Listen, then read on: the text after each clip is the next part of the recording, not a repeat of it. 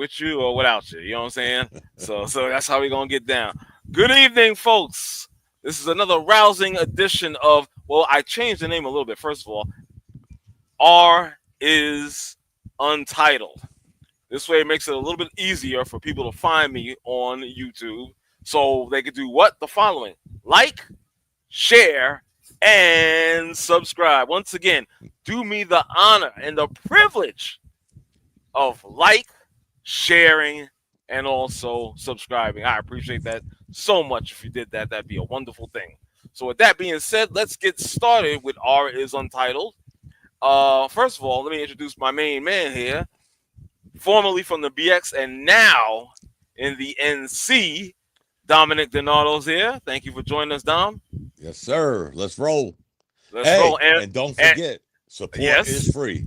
Support is definitely free. And with that being said, we got another gentleman here online, Steve. What's going on, Steve? From the Knicks fans forum. I had to get it right. Did I get that right, Steve?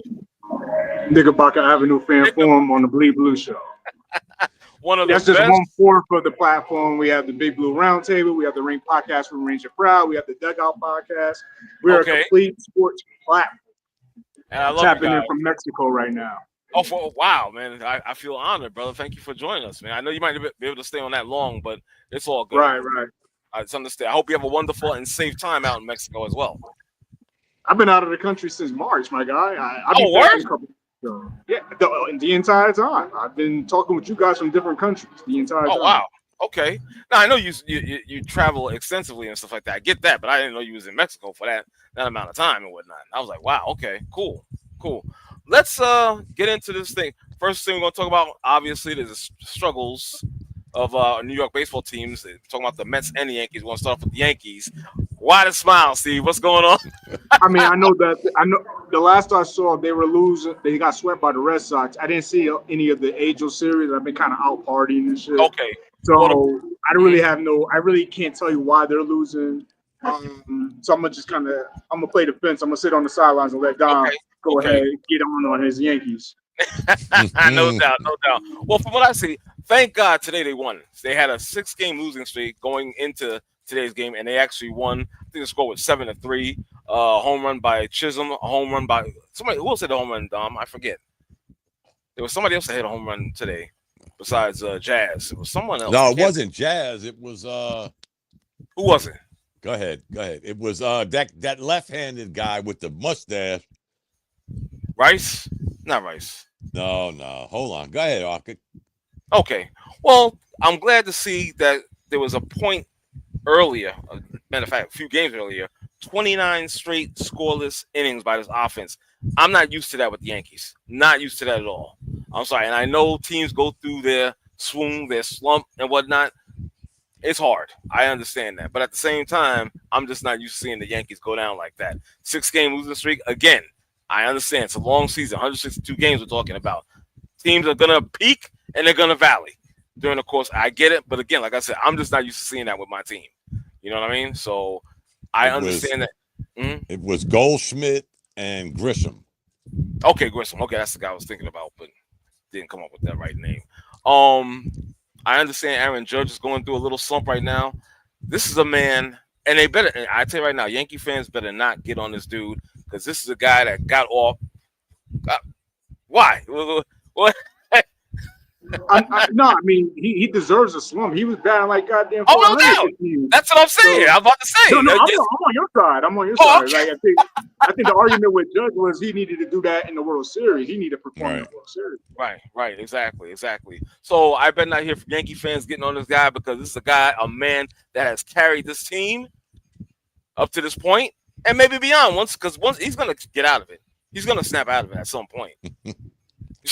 You know? It's weird when you're in a slump and you're still hitting 366. That's crazy. That's weird insane stuff, man. Yeah, that's insane. That tells you how hot he was. Okay, that tells you how he said it best. I mean, I know it's a cliche, but we all go through this. All teams go through. Now the Yankee slump was a little bitter because 6 games in a row, 3 of them were shutouts. Right. And the other ones were like 1 and 2. Matter of fact, they scored more runs today today than they did in the whole 6-game losing streak. I'm about to say exactly. Then totally. Now combined. that's a swoon, but exactly. I again, it's cliche-ish because it's your team to say it happens. We'll skip the S and the H, but it happens. Like you said, it's a long season. I just don't like the fact that some of these games have been at home. Like even though they won today, the Angels took 3 out of 4 in Yankee Stadium. Right. Yeah. and Mike Steven's like that can't happen. and Mike Trout hit a home run into Monument Park. Right. Today in a loss, Trout hit his 12th home run, I think. Mm. I don't know, guys. I think he still got it. I've always been a big Trout supporter. You know what? I hear you, Dom. You think Mike Trout's going to get traded to the Phillies? He's from that area. Well, he's from Jersey, but right. He's a Phillies fan. Angels ain't going nowhere. And Phillies are a win now team. And now the National League has a DH because he didn't play center field today. I don't know if he's been playing center field, but he didn't play the outfield today. But he hit a shot. Again, today was one of my few days I actually stood home and tried to, catch my breath and get back to real life. So I watched most of that game. That brother hit a home run. As soon as he hit it, I was like, I would assume the Yankees are still in first place, though. Who's only by one game. Only by a game. Tampa Bay. I thought it was you sure? I thought it was like 2 games they were ahead. No, game and a half, and Tampa didn't play yet. Well, they had a cushion to play with, so they could turn it around. I'm not really worried, honestly. Yeah. 2 games. 2 games. Excuse me. So it's 2. So it is 2 games. Yes, sir. So again, they was up by 8 games 5 minutes ago. Well, but that swoon, that 6-game slump. It's gonna, what I'm saying, especially if the other teams in American League East that are winning games. Yeah, it's only right. So they're gonna make up ground for it. They're gonna make up ground. Would it look weird if the Yankees had to play Tampa Bay in one round of the playoffs, and the Yankees are the visiting team, but they're playing in their minor league park or their spring training park? Well, it would be nothing but Yankee fans if that exactly. Exactly. Weird, but so many Yankee fans that live in Tampa. Because I've been to the games at the Trop. There's mostly Yankee fans there. Right. So and here's the thing: that baseball stadium, the minor league Steinbrenner Field, is literally like a couple miles from the airport. It's really easy to get to from Tampa International for you to fly in. So if you're a Yankee fan flying in, it's better to go there than it was to go to St. Petersburg because you got to cross the causeway. It's just about 20 more minutes, but the stadium, the minor league stadium is right next to where the Buccaneers play, and it's like 6 minutes from the airport. It's the easiest. So you could probably walk if you wanted to. Maybe like a 20-minute walk if you're talking about driving in 6 minutes or whatnot. I can't hear you. Quick drives, long walk type of deals. Okay. But you can walk it on a good day if you want to get some steps. For sure, exactly. Why the hell not? Just don't do that shit in July and August. That 10-minute walk could feel like you ran a marathon. We're not doing that. We ain't doing that. That's like trust me. I live in the South. I ain't doing that. No. Maybe early September. I have a riding lawnmower and I'd be sweating. Question: What's up with the Mets? Because I don't really follow the Mets. I look at the Mets just as another team. So, are they not in first place no more, or what's their deal? I haven't really been following on. They're only up by a game, They're the ones that are up by a game. On Philly or? Yeah, on Philly. And they play Philly this weekend. They play Philly this weekend. Right. Yeah, well, they did the thing against. They did the thing. Exactly. They did. Well, Dom, you know what? Dom always says the Mets and the NL East are the third best team in that division. I do agree to a point, even though this year Atlanta's having their troubles or whatnot. You know what I'm saying? They had injuries or whatnot. This guy Acuna is just coming back into the picture. And what does he do in his first at bat? Home run. Homers. It's like dude is like never lost a beat from his playing. You know what I'm saying? From how he operates or whatnot. So at some point, the Mets have to get it together and quickly because they're going through a lot of stuff. They're pitching. They have injuries. Oh, hold on. Let me bring in Sir Bishop for a second. Welcome to the show, Bishop. Your mic is live. Hopefully, all is well with you. What's going on, fellas? I'm good. So What's far, up, so Bish? good. Can't complain. Can't complain. Good to have They you don't. on. They don't have pitching. We could sit here and blame Oh. injuries and Right. Well, they got a guy that's struggling. He's even struggling in the his rehab assignment. Frankie Montes, from what I and understand. then that Singer, however you say his name, he's hurt. Mhm. So Right. basically, those are your two best pitchers. That's not going to carry you, but so far, it ain't like their team is batting 350. Right. You know, come on now. And they're in a tougher division. I got to say that Atlanta. If Atlanta wins tonight, they'll have swept a 4-game series, and they're still under 500. Right. Right now, the Mets are winning 1-0, but I tell you this though, like you just said about these starting pitchers with Senga and also Montes. Honestly, they're just not it. I don't see them being as number ones anyway. no. To me, they're like number 3, number 4 starters. 2 would be really just like just a little bit. I don't know. I can't even say what I'm about to say. You know what I'm saying? But I think they're more slated to be number 3 and 4 starters on most teams that have good quality starting pitching. So Yeah, that's about it. Yeah. And the Yankees, we thought when Cole and Gill got hurt that we'd be, but so far so good. They have an earned run average of 350. That's not bad for That's not bad. Right now you have, Fried, however you say his name, he's the best thing we got. So you're missing 2 quality starters, and you're still, and their batting average against is 219. And Luke Weaver got hurt. And I told you before the season started, I don't know about this guy they went and got. The what's his name? The guy, Williams, the guy that can't close the door. Right. I thought Weaver earned That's that what I closer thought. spot last year. That's what I Why thought. didn't Because we go he get was this guy? Dude, he was pretty much lights out last year. Yeah, you go spend a lot. I know they got him on a trade, but that being said, it's like now you got him playing the 1995 Mariano Rivera, which ain't bad. Don't get me wrong, guys. If he could be a good setup guy, because he couldn't close. If he can, right. If he could be a setup dude, come in for the 8th inning. The weird thing about him, guys, especially as a closer, he don't throw fastballs. No. That's weird. That's in today's baseball. Exactly. They knew that when they were getting him. That's what I mean, Steve. Yeah. So, but it's not the wrong move. It's sometimes these things don't work out. You get guys that flourish to smaller markets and they dominate. And they come to the Bronx and they don't pan out. And they're kind of like a lot of us at our age. We remember Mariano Rivera clearly, especially when he took over from John Wetland in the mid-90s. Right. Yep. Right. And Mariano Rivera, he dominated that position to a Hall of Fame status.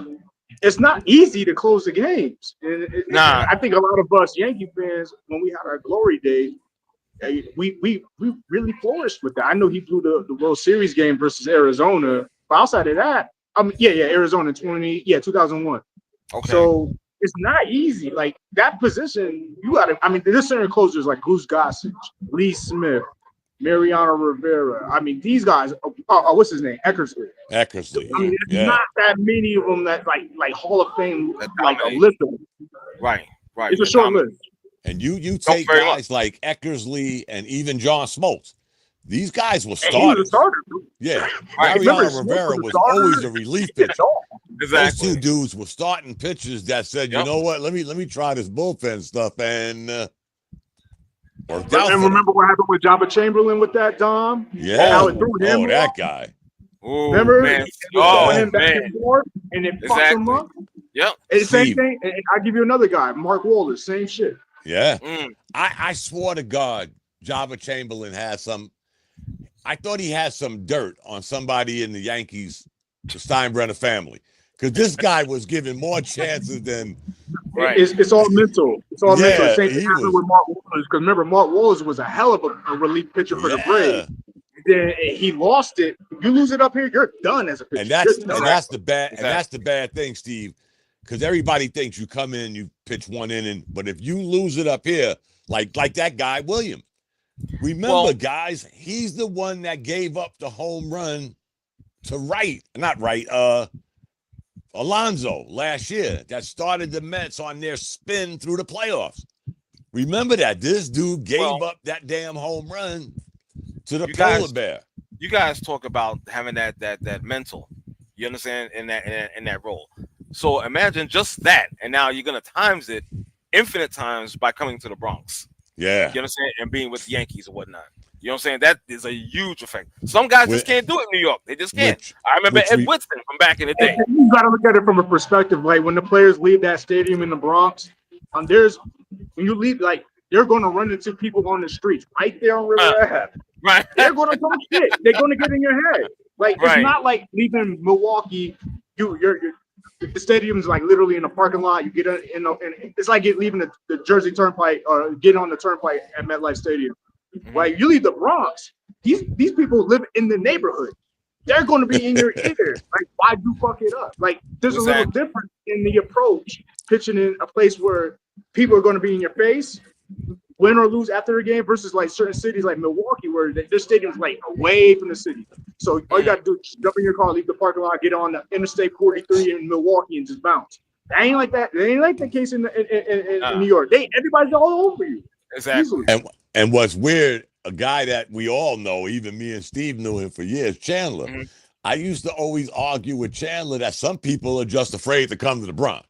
You had the Manny Machados, you had the Bryce Harpers, all of these guys that were free agents that everybody thought the Yankees was trying to nickel and dime. And I always thought the lights might be just a little too bright for some of these guys. I mean, Soto goes from the Bronx to Queens. Really? Come on.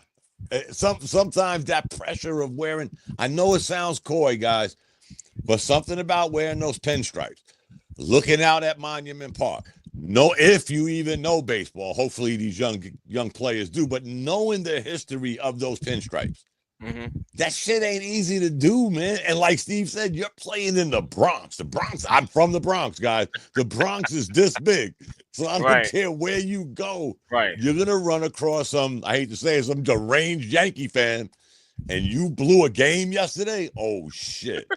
All right, good luck. Hopefully your ass is living out in Jersey. Right. And you get on the highway and run home after the game. Don't get caught in the Bronx talking about, oh, man, it was just a game. Oh, hell no. It ain't just a game in the Bronx. That shit is like life and death. Life, exactly. Trust me, again, I'm from the Bronx, so. I'm saying, you think they're getting the heat just from the Bronx? It's everywhere. You go to a restaurant, you go out with your family. But we're talking the proximity, Bishop, of the Bronx. It's very little. Right. So, and Yankee Stadium is like the Bronx. You know, you could talk about the Bronx Zoo, the Botanical Gardens, but Yankee Stadium is like the Bronx. Basically. You know, where's Yankee Stadium three at? places in Major League Baseball. The Bronx is number one. I'll put the Dodgers up there now with that kind of pressure, even though they're kind of more relaxed. And I'll say Philadelphia. Those are the three places I can think of that fans are going to be on your ass immediately after the game. Yeah. And you know what? It's been like that since my mother was a Yankee fan, listening to the games on the radio. She told me these stories about you come to the Bronx and you F up. That shit is like, you know, they're gonna let you know. One of the deadly sins. Yeah. So, and you know what? Again, when you've been that successful as an organization, we could all say they haven't won a World Series since 2009. I'd like to know how many other teams haven't won a World Series since 2009. Really? I mean, we know the Mets haven't, but that's just a team that we're familiar with. But when you won a World Series on an average of one every 4 years from the year 1900 to the year 2000, that's some weird shit, guys. Serious. That's but it's 09 though, man. It's a little overdue for the Yankees, though. Oh, without a doubt, Steve. I'm not gonna debate that. Yes. For sure. Yes, it is. But again, I look at it. I look at it like that time me and you had that one-on-one conversation, Steve. And I always think to myself, guys, and I don't want to sound me and ours the same age. And I hate to sound like I've seen enough in my lifetime. Like if I was to die tomorrow, God forbid, I've seen enough winning by my Yankees than I have with any other of my teams. The Mets, I mean the Knicks, the Jets. I mean, if I didn't have the Yankees, I'd be cuckoo for Cocoa Puffs as a sports fan. For real. They was always like that. Now, Understood. The Knicks won 17 games. Oh shit. Pitchers and catches report January 10th. That's all I would think about until the Knicks finally got they were your reliable ones. Exactly. Yeah, Yes. pretty much. Yes. They're reliable. Whether they won a World Series, whether they won a World Series or not. Right. They stood consistent. They were always around. They was always in it. I can only count a handful of years, guys, over the last maybe 20 years, when I was already an adult, that they haven't made the playoff. I can't remember the last time they had a under 500 record, but I could quote that shit with the Knicks and the Jets, can't I? But Dom, you're not that you're wrong, because I agree with you what you're saying as far as big picture is winning. But we're looking at legacy franchises, and the Yankees is a legacy franchise. We're talking about the Montreal Canadiens in hockey. They're probably in a worse boat than the Yankees. Yeah. The Yankees won 4 World Series, but they had won a lot of Stanley Cups, but they haven't won since '92. And they getting a lot of flack since not winning, since beating the Kings in '92. We're talking about Real Madrid, the Yankees, the Lakers, the Celtics. We're talking about the cream of the crop franchises in the respective sports, and the Yankees, they're kind of doomed. I mean, let's keep it a buck. Matter of fact, they dropped the ball in 2019. That's the year they should have won. If it wasn't for the fucking Astros, with the clapping and the garbage cans, they did the trash can shit. The trash can game with Altuve. They did drop the ball a couple times here and there, man, and it's unfortunate. When you think about the Canadiens, Steve, like the Yankees with the Bronx, the Canadiens got a whole country on their ass. Because remember, when the Canadiens were the cream of the crop in hockey, they were basically the cream of the crop in sports in Canada. There wasn't no Raptures. There wasn't none of this. Then they was like the sports franchise, actually in hockey, let alone Canada. So by them slipping off, that's like a whole country saying, what the?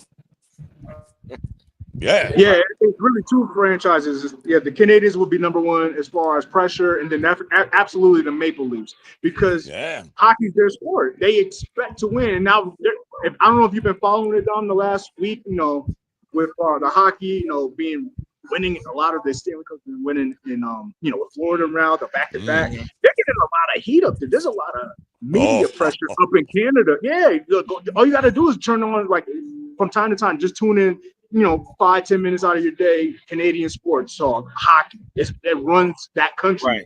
And they're getting a lot of someone like, why are these American franchises winning in our sport? How come we're not winning? It's a lot of that, Edmonton too. Edmonton too. They're about to be in that boat too. Even though, remember, Edmonton they were the Lakers in the '80s. And you think about that. America has won. We've won the cup back-to-back years now. America. Of all places, Dom, you're Florida. You're South Florida. Ain't that some shit? Yeah. Exactly. A state where it's 105 degrees playing hockey. That don't even sound right, does it? And taking home the Stanley Cup. How about that? On top of that. I'll be there on August 2nd to see the Yankees. Let me make one last point to that, and you can, go back. I'll be real quick. Because, Dom, I remember I brought that up last night on the Knickerbocker Avenue Fan Forum. I said how Florida Panthers, I didn't really get into it as far as the Florida Panthers getting it right. With the hockey and all these other teams across the board, not just hockey, but basketball or baseball, how they're not doing what Florida is doing with landing the right trades, getting the right coach. I mean, they did it correctly. And then they did it on top of, they were about 4 or 5 years ago, they were the best team in the hockey in the regular season. They had the President's Trophy, but they were more of an offensive-driven team, and they were getting ousted in the playoffs. They changed their whole chemistry, changed their strategy, the way they became more of a big forward defensive team, and now they're just reaping the benefits, going on runs now, man. They did it fucking correct, Don. They might win it next year. Like, the only threat is really Edmonton. Yeah. I can't remember the last hockey team that won 3 in a row. It might have been the Islanders back in the 80s. I don't know. Hey, probably them, yeah. Yeah. I think so. Yeah, I think so. That's some weird shit, guys. But that being said, let's change lanes for a second. Let's speak about this guy. Did you guys hear about this? Oh. The ring culture. What's that about? Okay. LeBron James was on Steve Nash's podcast, and he was talking about ring culture and whatnot, and how he was saying, put it like this: how are you not going to consider Nash or Barkley the shit when they haven't won any rings and whatnot? He's talking about the whole, oh, well, you're nothing if you don't win a ring. Your level of greatness is nothing if you never won a ring. So he was like, well, what about Barkley? What about Iverson? What about this one? What about that one? The great players that have never won a ring, they should matter, he was saying. Yeah. But you chased your rings. We skipped over that part, though. You're talking about a culture of everybody wants to win. But if you don't, but that didn't sit well with you. You weren't winning, so you said, you know what, Steve? I'm going to go to Miami, and it's not 1, not 2, not 3, not 4, but 5. And you're the guy going to sit here and give us a lecture on a guy not being. First of all, who don't know Elgin Baylor was great? Who don't know Patrick Ewing was great? I mean, are we going to really debate this shit? Elgin Baylor is probably to this day one of the best forwards in NBA history. He don't have a ring. But if he'd have listened to his buddy Jerry West, when Jerry tried to get him to come back for that 1 year, and that 1 year the Lakers beat the Knicks, Elgin Baylor would have had his ring. Right. So would Wilt Chamberlain have a ring if he stood in Philly? I don't know. But would that make him not Wilt Chamberlain? So LeBron, if you not chasing rings and playing this buddy shit, does that make you not LeBron James? You're still a great player. You invented this ring culture chasing shit, and now you want to lecture us on it. All right. Well, I digress. I don't think he invented it. I think he was following the blueprint set by some of the other players, because if you remember, the same people were talking crap about LeBron switching teams. I remember Barkley switching teams. He never won, though. He didn't win, but I remember him switching teams. I remember Clyde Drexler switching teams. I remember a few other players that switched teams. And it's kind of like, okay, well, you were chasing that ring. You didn't win it. Okay, fine. There's a lot of great players throughout the history of the NBA. You could, at different positions, that didn't win rings. What I don't understand is, at his position, why do you feel it necessary to defend that? That's not even a category that you fall into. So let somebody who falls into that category defend that category to say, okay, well, I didn't win a ring, but here's where I stood amongst all-time forwards, among all-time guards. Or Iverson never won a ring, but he was a generational player. He was a generational player. So it's kind of like you get to define what you believe your greatness is or whatever. It's like, stop letting the media, stop letting others define that for you. And when you defend it, you basically giving breath to what somebody else's opinion is. And for me, it's like, dude, like you're too high on a pedestal to feel like you need to defend your actions, inactions, or whatever to the media. That's not your place. Let Barkley do that stuff. Right. Does he always do it at the most inopportune times? Like we're at possibly an elimination game in an NBA Finals. It's that like zeal for attention with this guy. To me, it's only me, guys. It always seems like he comes up with something on the 12th hour of something big gonna happen. He did it last year. He does it almost every year with this. Let's bring this shit up. You know what? He had the perfect guy to talk about what Bishop is talking about that does the podcast with him. Steve Nash. Steve Nash bounced around from team to team trying to win a ring. Great player. No ring. You got the guy sitting right next to you who could probably address this better than you. Yes. Because whether you chase your ring, whether you buddied up with people 2 years before it ever took place, who cares? It's water under the bridge now. But Steve Nash might be that guy to say, hey, you know what, Bish? You know what, R? This is blah, because I don't have a ring. But does it diminish these players, guys? I don't understand half the shit he taught. And I like LeBron. Don't get me wrong. I am not a LeBron hater. I appreciate what he's done. He's been a great ball player. He's never gotten no trouble. He's never been in the news for anything negative. Got to give the guy props to do that shit from the age of 18, 19 years old. 20 years later, he's 40, and you still don't hear nothing negative except some of the dumb shit he says himself. But as far as like clean cut, you know, a kind of guy that you wouldn't mind your little kid saying, you know what, he could be my basketball idol. You know, he's done everything right, guys. But why do you keep bringing up shit that really don't make sense no more? Well, my opinion on it, I really don't. I said it last night, Dom. I love that we all have a voice. We're all here on Real Art Jones's show. We were on the Knickerbocker Avenue Premier Forum last night.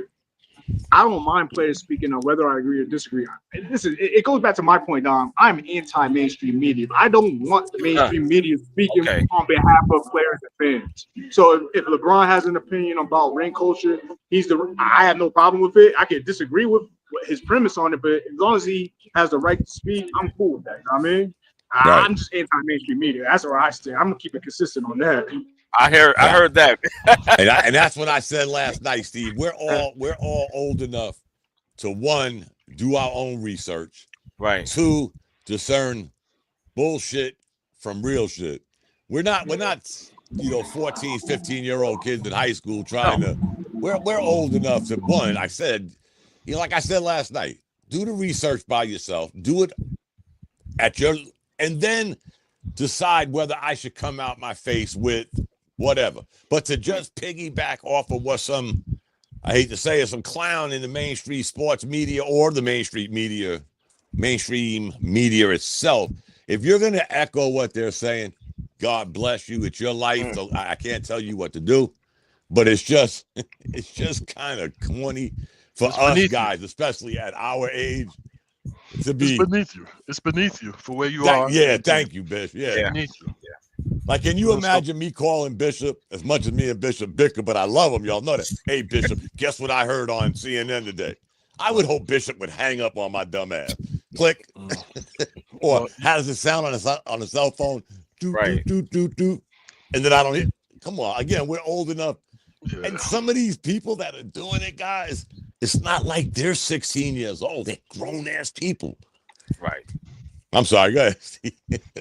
Nah, I just wanted to say, Real Jones, Dom, Bishop, I just wanted to tap in. I got to get going. Oh, okay, brother.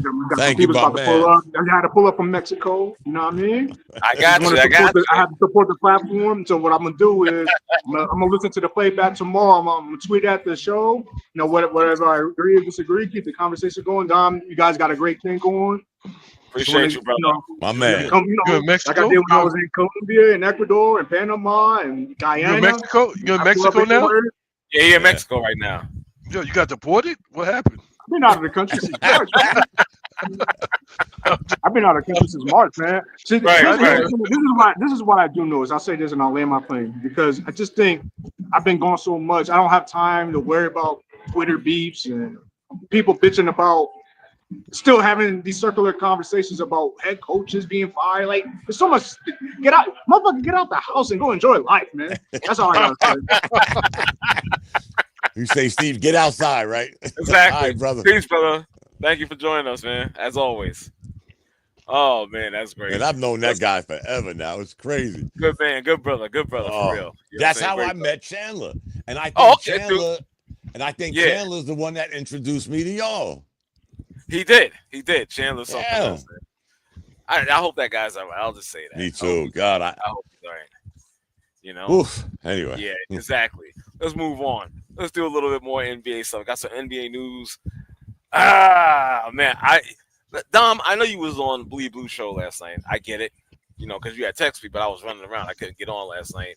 Bro, I know they have talked about this coaching with this Knicks situation. I know you're probably sick and tired of it, but we're gonna have to run it down one more time again. Mm. So it's my understanding that they saw Taylor Jenkins. That's my choice. First of all, I'm gonna stand on that for a while. Then they had Mike Brown. Those are the two names that came up last night. Yeah. Oh, for real?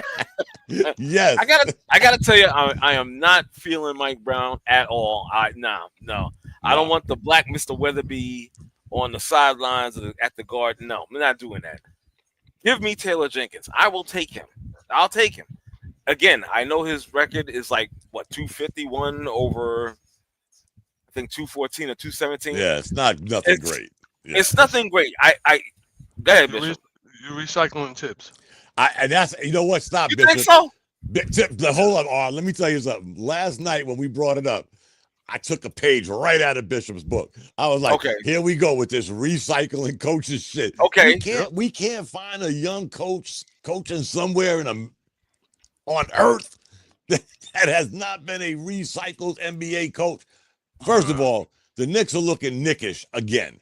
You fired a coach and you had no plan to replace him. Now you're reaching for straws. The first 3-4 names you brought up were under contract with other teams. Exactly. Is this your ball? Are you gonna look that stupid?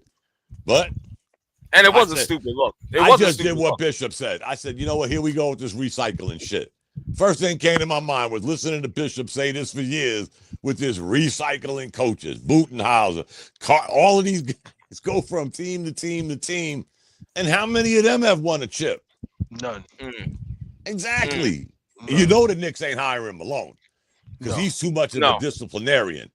In this soft-ass NBA and Karl Anthony Towns and with his basketball IQ and Jalen Brunson with his little spoiled ass, you think you're going to bring in a disciplinary? Because y'all all know Malone to put his team on blast in a press conference, in an elevator, on the sideline. That's why his ass is sitting at home. Exactly, because this is the new NBA. We're going to cater to this bullshit baby system instead of guys. Hey, you know what? I always say this, fellas, and I'm going to stop.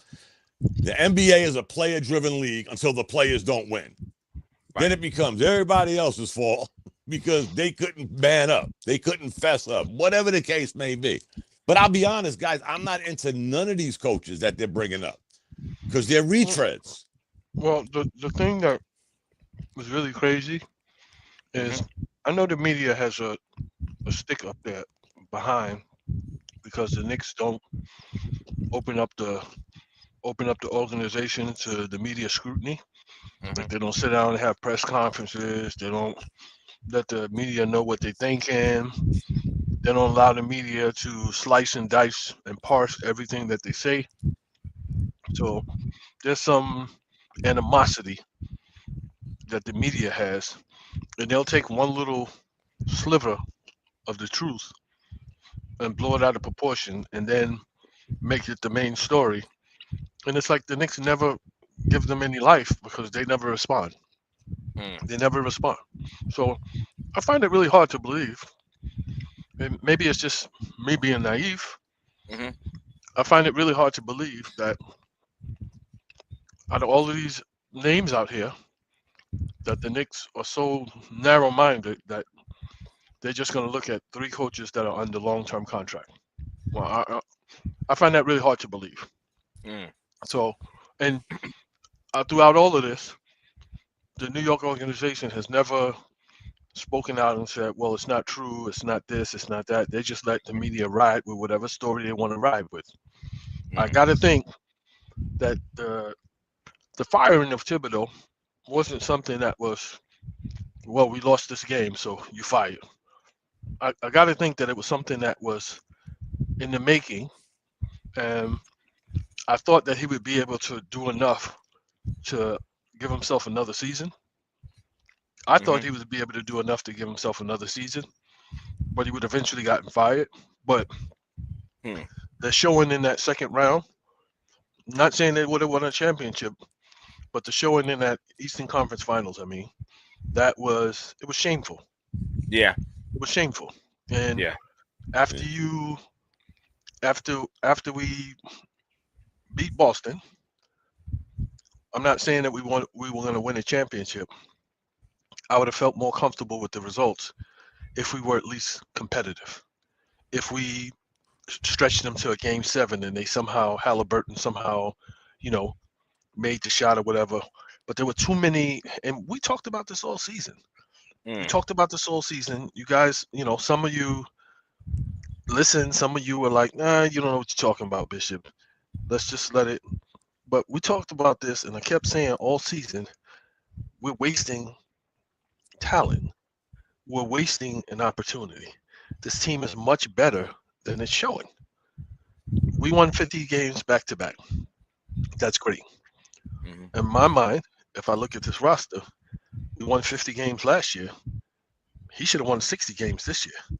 Even with this roster, he should have won 60 games this year. Then we could have said, hey, even if he doesn't use his bench or whatever, you still see progress. 60 games, a 10-game improvement, plus we get to the Eastern Conference Finals. That's hard to say, Bishop, because, and we could go back and rewind the clock. The funny thing is, you just extended this, coach, 6 months ago.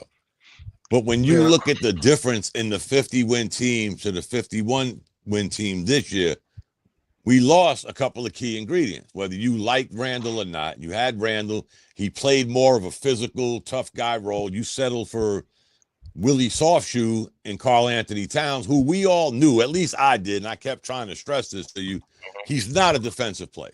And I kept saying this all year, too. It's a crying shame when your 2 best offensive players are your 2 worst defensive players. And do you think that's a problem? Don't you think that's a big problem? Yeah, but sooner or later, Bishop, the chickens come home to roost. Because what are we going to do now? We're going to go right at them. Just like Boston did last year against Dallas. They would have beat Dallas regardless. But they went right at Luka. They did not waste a second going at this guy because they knew he could not play defense. We had 2 of these guys that we're going to keep going at because they're not defensive stalwarts. And not to mention, you're not that good on defense, and you're the same guy on the other end of the court bitching every 2 seconds about an invisible foul and not getting back on defense when your ass can't even play good defense. Right. So to say that we was, you know what? Again, I can't go against what I always say. Numbers don't lie. People lie with numbers. Yes, we won 51 games this year compared to 50 games last year, but I don't think we had a better team. Not when it comes to makeup, cohesion. You know what? Let me go back. Let me go back a little bit to what you guys were saying about this year's team and last year's team, 50 wins against 51. The past 2 years, honestly, the Knicks have this very annoying habit of playing down to the competition. So I could see easily 5 to 7 more wins that they should have had, not just last year, but this year as well.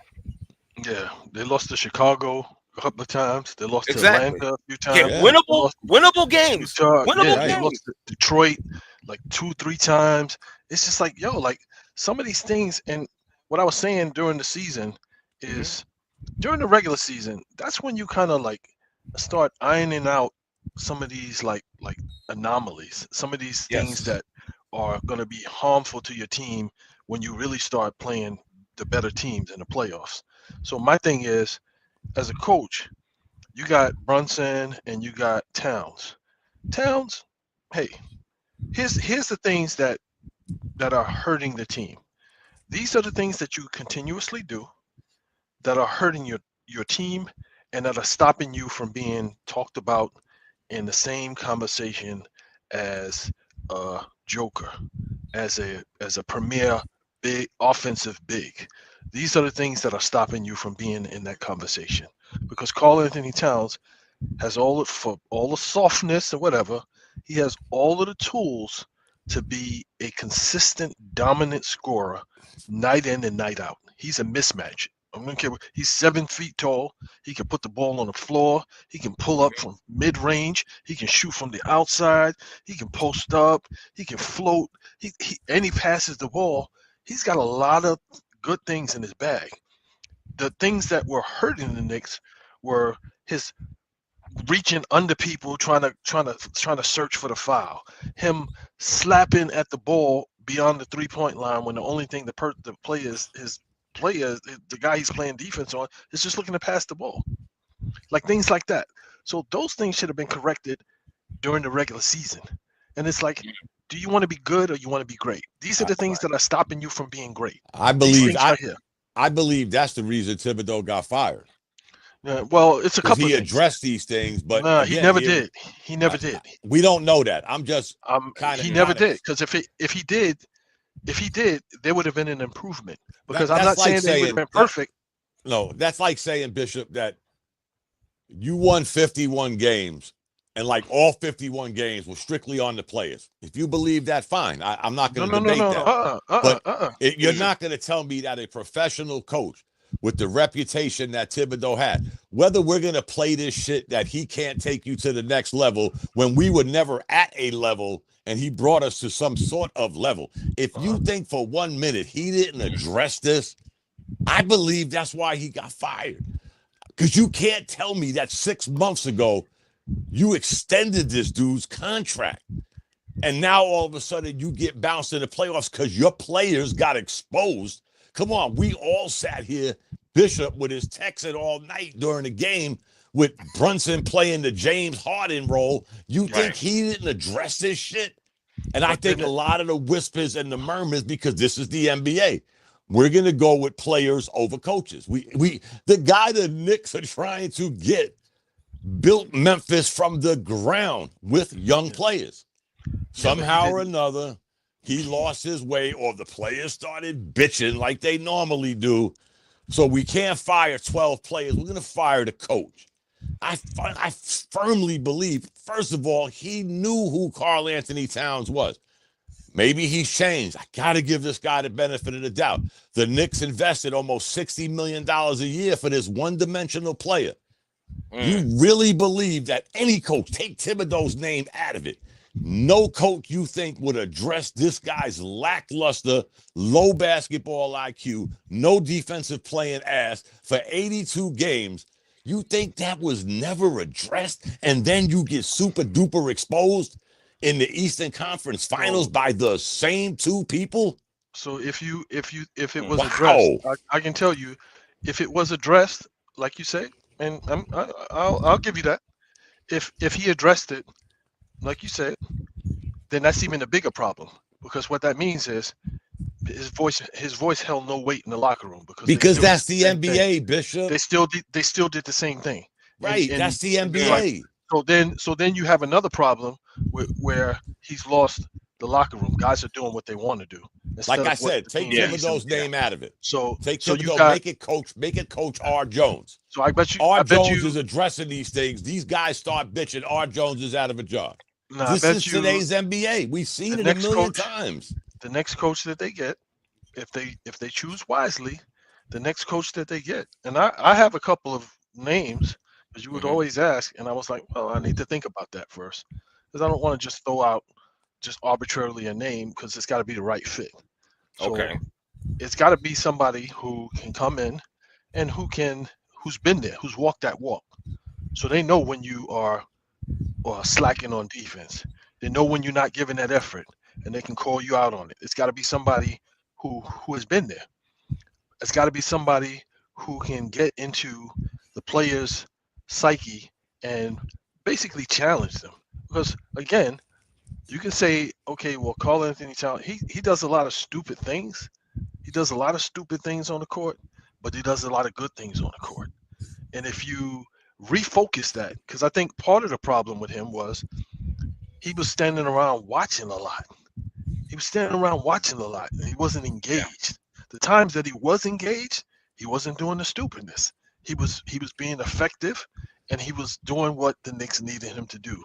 As far as Brunson goes, Brunson is more than capable of playing defense. He's more than capable. I love that answer. He's more than capable of playing defense.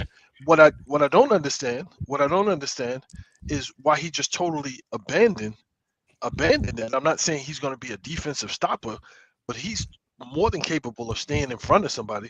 There was times when I watched, and he just gave no effort whatsoever. Outside of like trying to draw a charge, he gave no effort. And what did I say about that? Effort. I just said this the other week. effort. Okay, So, that's all you got to put in. Yeah, nobody, and again, nobody's saying you got to be an elite defensive stopper. No, Right. but just the effort alone Right. would make a difference. and you Again, can't tell guys, me, we're seeing unless you don't have league pass and you don't watch teams outside the Knicks, you're seeing exactly, especially with Karl Anthony Towns, you're seeing exactly who this guy's been for umpteen years. Like Bishop said, when he's engaged, he does. When? How the hell are you going to say when? Bruh, you're making $60 million. What do we have to do to engage your ass on a consistent level? right? Mm. And so What coach is going to stop that? So This is the NBA, guys. We'll go through. Again, what did we have, guys? 10 to 12 coaches in a 25-year span? Are you going to tell me every one of them coaches were ate up? That Let me they put something out do there. A, B, C? Dom, let me put something out there that Knickerbocker Yes, have in the chat. He's reaching out when he wants Mark Jackson. Absolutely. That's my first choice. That's first choice. We know how that's going to end, guys. Come on. We had this conversation. He wants Mark Jackson, and he says, Mark Jackson or somebody with that mindset. Okay. Ain't going to be Mark Jackson, guys. Y'all know that. But I'm saying somebody with that mindset, because if his approach to coaching was he challenged guys. He challenged guys. It's like, yeah, like I see, this is where you at. This is what I believe that you are capable of. So how do we bridge that gap? How do we bridge that gap? So if I said, you are capable, because as a 7-footer, you got natural ability to play defense, and you got long arms. You got natural ability to play defense. You can't tell me that Karl Anthony Towns can't move his feet from side to side or back to front when some of those moves that he made required more footwork and more agility than just sliding your feet side to side and back and forth. You can't tell me that he's not capable, but he just didn't, for some strange reason, he just would not do it. He has never done it. That's what I'm saying. But I'm saying he doesn't care to. That's where a coach would come in. We're gonna find out and say that's when a coach would come in and challenge these dudes to be like, okay, well, this is what your career has been. What do you want your career to be? What do you want your career to be? What do you want to be? So you said on the offensive end, you want to be known as one of the best big men shooters to ever play the game. Right? So that means that you have an idea that you want to be great. You got this idea that you want to be great. Now, with greatness, there comes responsibility on both ends of the ball. On both ends of the ball. So, again, I'm not saying, okay, well, if Tibbs tried to address it, it didn't work. And it didn't work for his two key players. So I can't imagine if it wasn't innate in OG and it wasn't innate in Bridges to be good defenders, what the team would have been without those two guys playing defense and trying to help, and with Josh Hart just trying to fill in the gaps where he could. Imagine what the team would have been without that effort. And I'm like, so your two best players checked out on you. And Brunson, very disingenuous, because if you're saying that Tibbs is your guy and Tibbs is the guy, and then you for lack of effort put him in that position. You, for lack of effort, forced him to play a certain way and not be adjustable, or not be able to say, okay, well, if this is not working, let's try something else. You pretty much backed him into a corner, and then you looking at the results and saying like, oh, he was the guy, he was the guy, he was the guy. If he was the guy, you would have ran through a brick wall for him. If he was the guy that had confidence in you, that you said you had this confidence in yourself and he believed in you and this and that and blah, blah, blah. If that was the guy, you'd have ran through a brick wall for him. You wouldn't have just gave lip service. You'd have been on the court playing that way. And you didn't. And you didn't. So it's kind of like, you can say it was Towns, but it was Brunson too. In my opinion, it was Brunson too. And then I don't know what pressure they were putting on him to start Josh Hart, because it was clear, it has been clear for quite some time. Josh Hart gives you great effort. I got it. I understand that. Mm-hmm. He dives on the floor. He does this. He does that. But against elite level starters in the NBA, he doesn't have anything to offer. Which is why he should come off the bench. Right. He doesn't have anything to offer. And I again, see it's Dom like, talking, but I don't hear him. That's kind of Dom, you on mute? because I can't. Your mouth is moving, but I can't hear what you're saying. I muted him.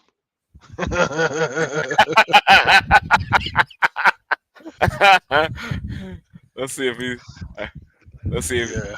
say something, Dom. Let me see. Can you hear me? Yeah, now he can. No, I hope just y'all unmuted you. all I was saying is all the good things Bishop said.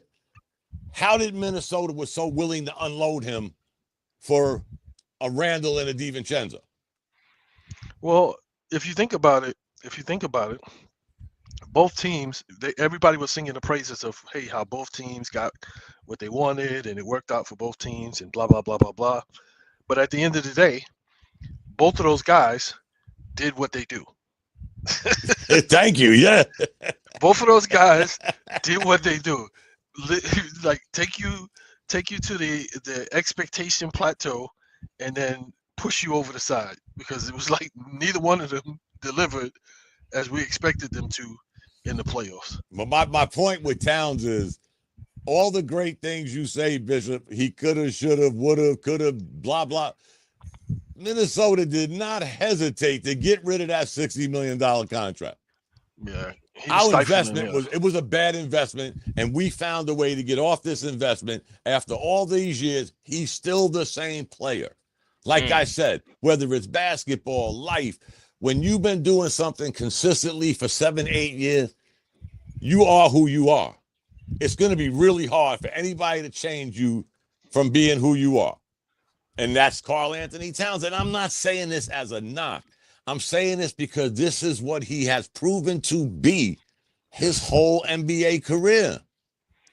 So if we're expecting him to be, and I always said this to my friends on Twitter, if y'all thought when we got Karl Anthony Towns, we was getting Bill Russell, y'all was seriously mistaken.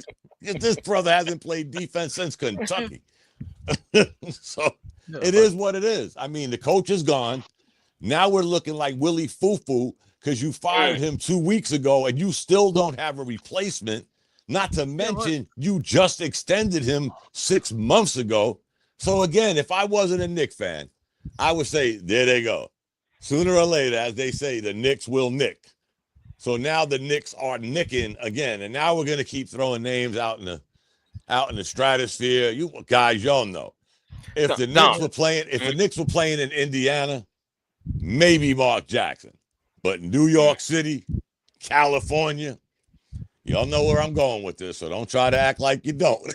Well, the thing about it is, but I'm saying the thing about it is, and I'm starting to realize this a little bit more, like in today's environment, nobody likes a comeback story more than New York does. And I wouldn't, one, Bishop. I wouldn't, but I'm saying, I know where you're going, but I wouldn't be surprised. I wouldn't be surprised because he's a New York product. He went to St. John's. He's a New York product. He was on the Knicks. He was a Knick. He was a very successful Knick. He was a rookie of the year for the New York Knicks. So I wouldn't be surprised if somehow, some way, I got this thing where it's like what doesn't happen in a year happens in a day. You may say, well, never, never, never, and then that never becomes, well, it's a reality. So I'm putting it out there. He was the top person on my list because he's the type of coach that would, it's like, okay, well, it's your basketball career is your basketball career, but who you are as a person is bigger than basketball. Now it's transformative to the court, who you are as a person. So let's try to figure out why what you're saying doesn't match what we're seeing on the court. Because what you're saying is all the right things. I want to be the greatest. I want to be one of the greatest. I want to be one of this. I want to be that. But that's not translating into action and performance on the court. So how can we get the two of those things to marry up? And he's more than capable of doing it. I got to tell you, when I watch some of those moves, I'm like, this is like, it's crazy that he's so agile for somebody his size. And when he was playing without all of the flailing and trying to grab guys' arms and trying to, like, fish for fouls and so forth and so on, when he would just play, it was like, wow, like, this guy's he's pretty good. He's pretty good. And it's like, I'm more leaning on the side of, I don't think he's had the right coach that would bring that out in him. I don't think he's had the right coach to bring. He's that had out. 3 coaches, Bishop. Yeah, and he's had, and the other 3 coaches. So he had what? Sam Mitchell. Yeah. He had Thibodeau twice. Right, and he had whoever that coach was last year. Still the coach this year. Yeah. And he had, and again, none of those guys were able to bring that out in him. I gotta say, it's like Mark Jackson, I believe, would be the guy to bring that out of him. Mark Jackson would be the guy, because Brunson he's quite intelligent and he can play a variety of different ways. He would be the guy to get that part of Brunson's game where he's a facilitator and still gets his numbers. He would be the guy to help hone in on that and bring Brunson to that next level. I can only hope. What's wrong with another New York product, Rod Strickland? He's been checking off boxes as an assistant. I don't know if, but I don't know if he has he ever made any strides in, like, interviewing for head coaching jobs. I don't know. That's what I'm asking. I'm not saying, like, I'm just saying he's another New York product. He's checked off many boxes as assistants, won a championship as an assistant with Kentucky. Right. He actually ran the G League professional, whatever they call that. Mm-hmm. Now he's a head coach right down the street from the Garden at Long Island. LOU. Yeah, exactly. Long Island University. Guys, I'm not saying Rod Strickland because he's from the Bronx. I'm just saying I think he's checked many boxes. And to me, the key, going back to Bishop, full circle, he's not a retread. Right. He's not. What about let me throw somebody else out there, since you're gonna throw out some names, whatnot. Championship pedigree. Why not Sam Cassell? You know what? Why not Sam Cassell? I gotta find Sam and ask him, has he even been interested in being a head coach? I don't know. I think he's quite fine where he is, because I don't even like, whenever there's coaching vacancies or whatever, it's like he's not even. I don't even think his name is being thrown in the hat. Okay. So another name that I had that is a good coach, because at this point in those guys' careers, Carl has been in the league for what, 7 years, 8 years? About 8 years. Brunson. Brunson's been in the league 7, 8 years. So at this point in these guys' careers, you need somebody who can mentor you and coach you. It's you've already established what you're capable of. Now you need somebody who can hone in on that and help you basically shape that stuff and help you maximize what you bring to the table. You know who else I thought of? Within the team concept. Nate McMillan, he's another one. And he ain't a retread. That guy, he was a hot item. He keeps going from college to college, but he makes them college teams better. That Shaka Smart. Yeah. You never see his name, pandered about. He likes to shift around too much, though. He's like one of them hired guns. Yeah, he likes to shift around. Yeah. But I always thought he would be like how Brad Stevens came in and kind of took the NBA by storm, and then he moved into the front office, and I don't know. I always had hope that this guy, again, because he's not a retread. Right. So we're not saying, oh man, he just coached Chicago last year, now he's coaching Buffalo, and no, he's never been in the NBA. He's doing the Larry Brown. Yeah, he jumped from college to college, but so has Calipari. Some of these guys, I get it, guys, it's probably more comfortable in the college ranks because you get fired in the NBA. Well, then again, not nowadays. You get fired in the NBA, a year later, you got a job. So I can't You're even an correlate assistant that no somewhere. more. Yeah, you're an assistant somewhere. Like when Yeah. Darvin Ham got fired. He's like the only one, 2 Bishop, weeks. believe it or not. He's probably the only coach that's got fired in the last 3 years that didn't get rehired. No, but he got rehired as an assistant. Right, So as 2 an weeks later, assistant, yeah. 2 weeks later, he was on Doc Rivers' bench. It Yeah. was like, what's the name? The dude that got fired in Atlanta, the one who got fired before the coach that they have now. That what's the name didn't want to listen to him, and he got Oh, I fired. know you're talking The about. black Oh, dude, shit. he's on Indiana's bench now. Yeah. He's on Indiana's bench now. Well, And look it's at like, the guy that, I forgot his name too. The guy that got fired with the winning record and they replaced him with Doc Rivers. Adrian Griffin. Adrian Griffin. He was Where's another he one. at? He was another name that I had. Yeah, where did he Another go? name that I had. Yeah, but he's just getting paid. He's on the sideline getting paid. But I wouldn't problem- consider him a retread no, because I think he got fired prematurely. And he didn't go from like this team to that. So I wouldn't really put him in the retread boat. He just got shit on with Milwaukee. that was his first head coaching job. That was his very Yeah, first head and he had a coaching winning job. record. And he wasn't doing bad at it. It's just No, he that your main player didn't want to adjust his playing style, and Doc Rivers was undercutting you. He was a snake in the grass and undercutting you, so you got a bad deal.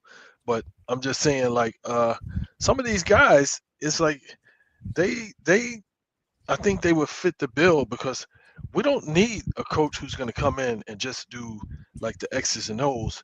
We need a coach that's going to come in and basically challenge these guys and get the best out of them. And that doesn't mean Brunson scoring 40 points a night. That's not what I mean. And it doesn't mean Karl Anthony Towns getting, because it's like, I got to understand, like, you got all of this advanced video, you got assistant coaches, they're getting stats for everything. How many times you scratch your nose, how many times you take your mouthpiece out, how many times you wipe your face, what you drink when you get on the bench, all of this stuff that they're monitoring. Nobody sat him down in the room and said, hey, here's the things that keep happening that keep holding you back. Here's the things that you keep doing that stop you from getting to that next level. Because when you get 4 fouls, guess what? You got to sit on the bench. You get 5 fouls, you got to sit on the bench. There's times when he was rolling offensively, but because of his stupid fouls, you got to sit on the bench. And I'll go back to Bishop. If you've been doing this for so long, what's going to change your approach? Well, Again, 4 coaches, same guy. 2 different cities, same guy. 2 different conferences, same guy. Yep. I mean, again, I hate to sound coy. Sooner or later, man, it is what it is. You are who you are. Yeah. I hate to be so coy about it, but again, he's been given ample opportunity. Minnesota, at the 12th hour one day last summer, decided we'll unload his ass. We'll take Julius Randle because guess what? We don't even have to re-sign him. We're going to get off all this money, but we're going to get rid of this $60 million because guess what? We done been through 3-4 coaches with this guy. He's the same player. We went out and invested 101 draft picks to get a defensive center so that he wouldn't be a defensive center. We'll try to hide him. And sooner or later, guys, the chick has come home to roost. He is who he is. I hate to say it, but he is. Anthony Edwards was too good. They realized that Anthony Edwards is superstar material, and having Karl Anthony Towns there was going to stifle Anthony Edwards' development, his popularity. That's weird, Bishop, because I always go back to what not what we said, but what happened. You had Karl Anthony Towns under this contract. You extended Ant-Man.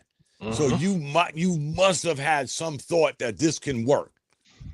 But it didn't because, but you're starting to think, we get Rudy Gobert.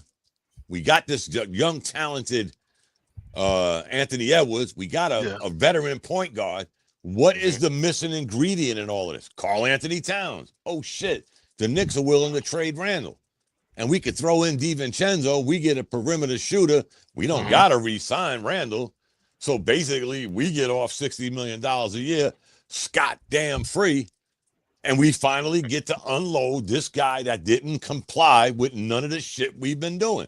4 coaches, different players, defensive player of the year, and you're still the same guy you was the year you came out of Kentucky. Again, guys, it's not a knock. I'm just saying sooner or later you are who you are. And guess what? Indiana exploited that. They straight up exploited him. We'll get him in foul trouble. It ain't hard to get in his head. Exactly.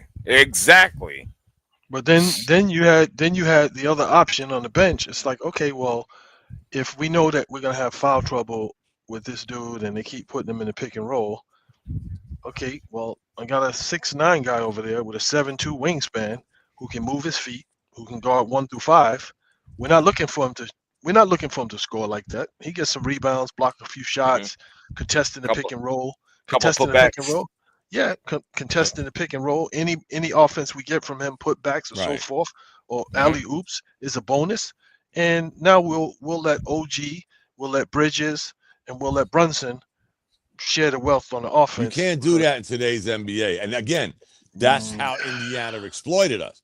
Indiana could bring in good players and constantly still do what they do. We do what Bishop's saying, no knock against Bishop. But now you got 2 offensive liabilities on the court against a team that has 5, 6, 7 offensive juggernauts. But then you have an extra defender out there. So now, you're losing on offense, Bishop. Yeah, neither. I know who you're talking about, Precious.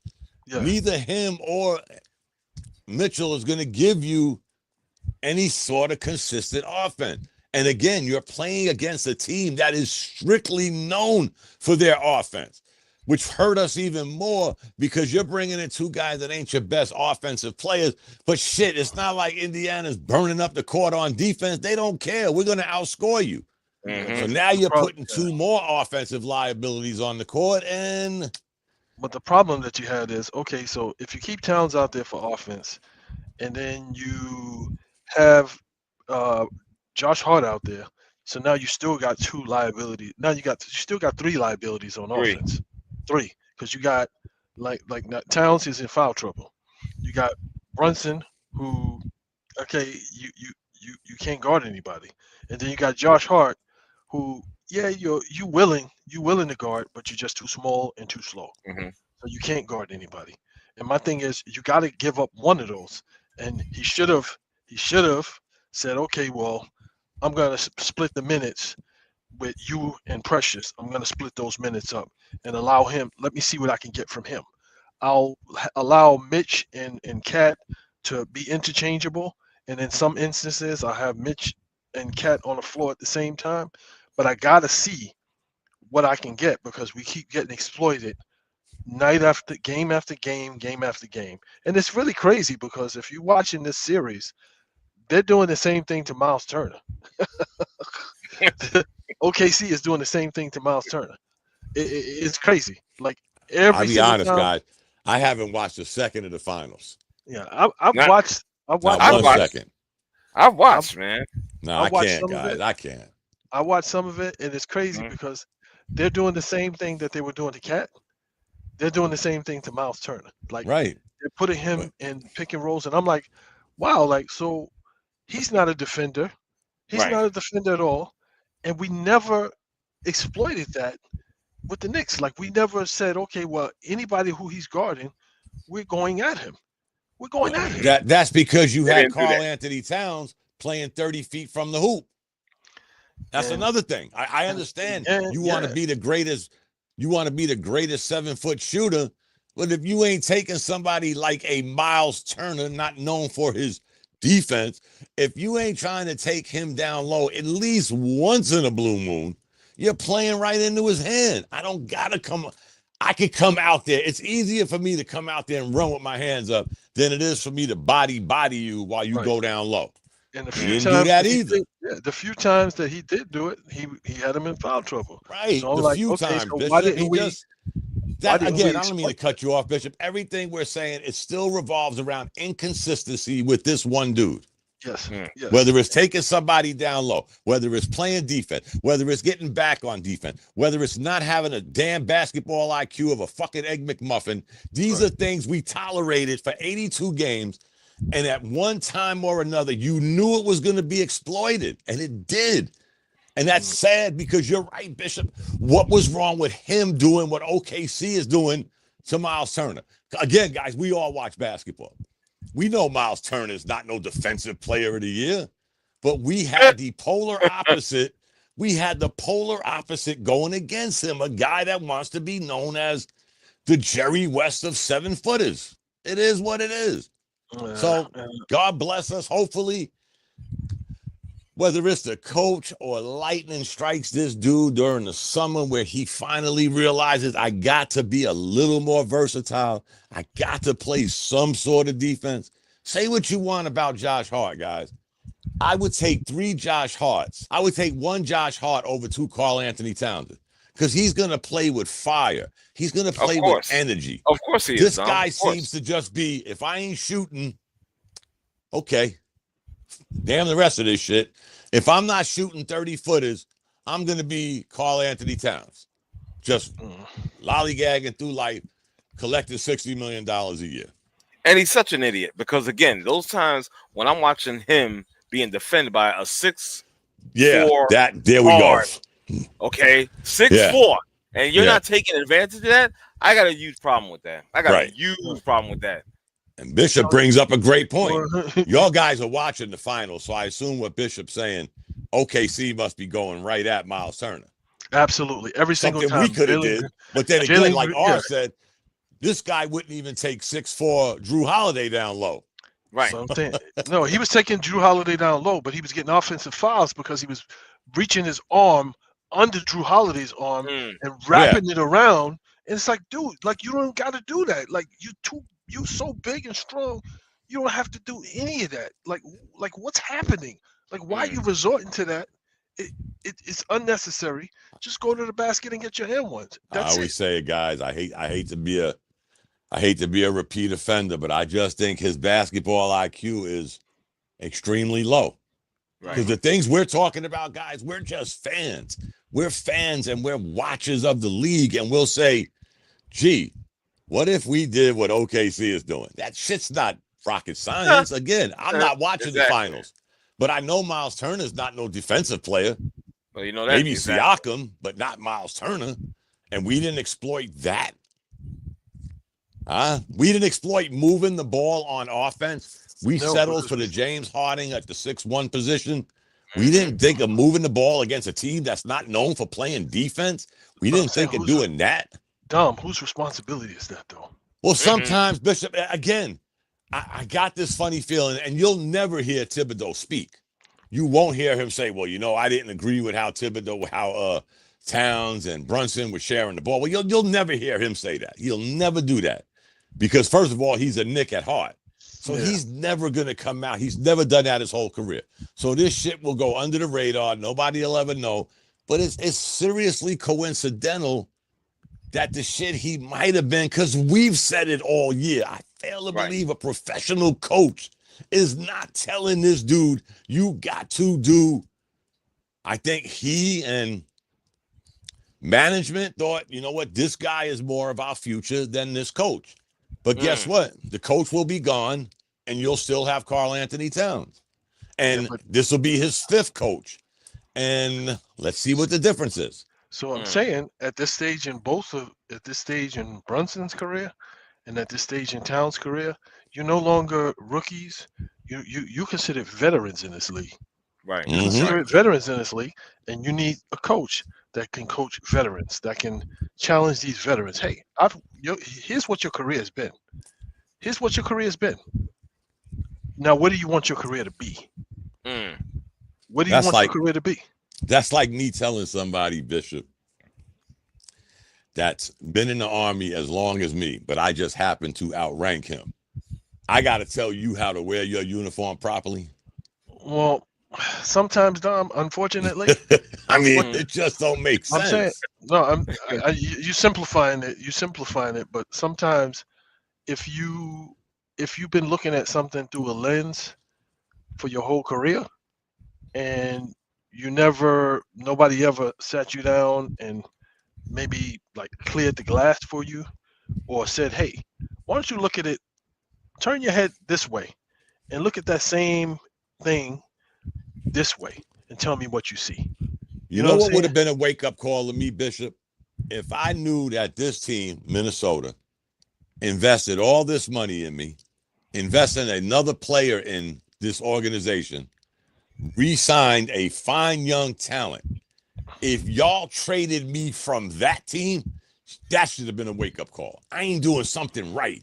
Because shit, this wasn't even a rumor that this guy was on the trading block. You woke up, he was gone. If that shit don't strike you, never mind the 4 coaches, never mind the basketball IQ. If you seen the investment this team was making to make this team better and you became the odd man out, I'm just saying. Chris Finch if that's not a wake-up call, then again, he is who he is. Chris Finch is the coach of Minnesota. Right, Minnesota. Yeah, Chris Finch. Chris Finch. But again, when I watched, so they beat Denver. Remember, they went to the conference finals last year, guys. They beat Denver, and then they lost to Dallas.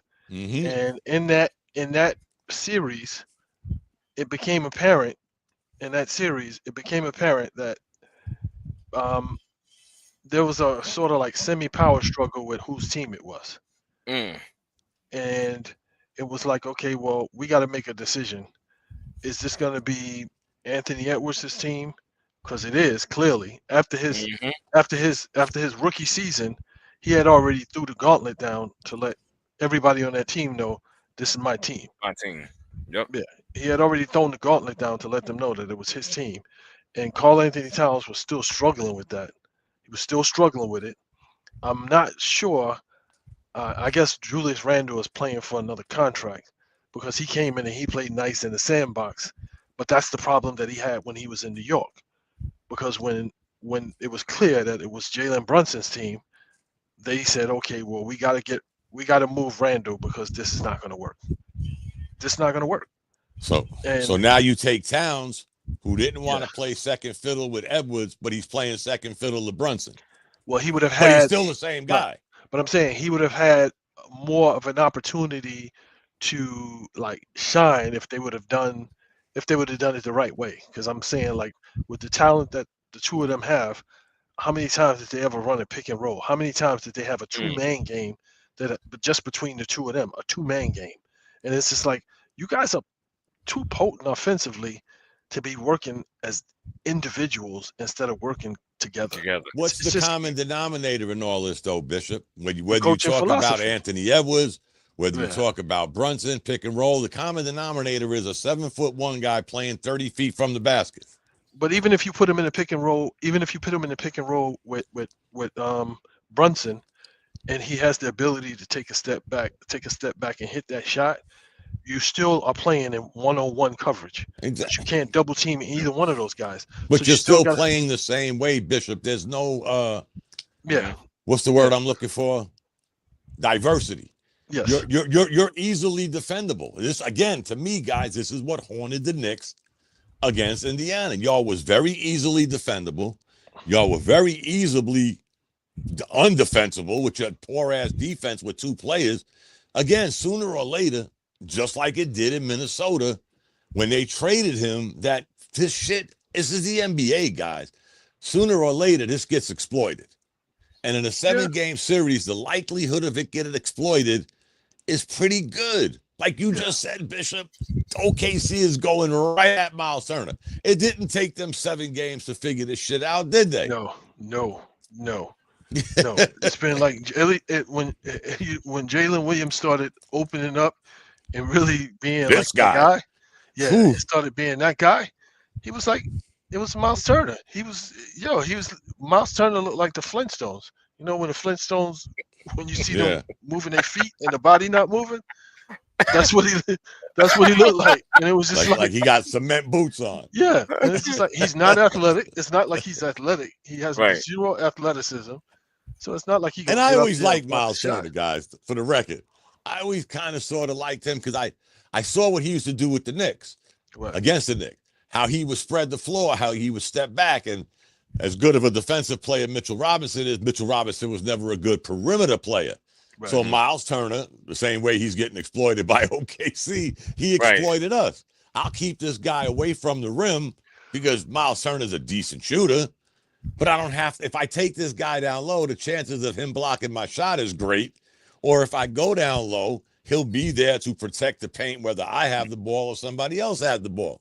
So Miles Turner learned how to use his effectiveness against the Knicks very effectively, guys. Y'all remember this. This dude was hitting 30 points, hitting 6-7 threes in a game against the Knicks because he stood on the perimeter.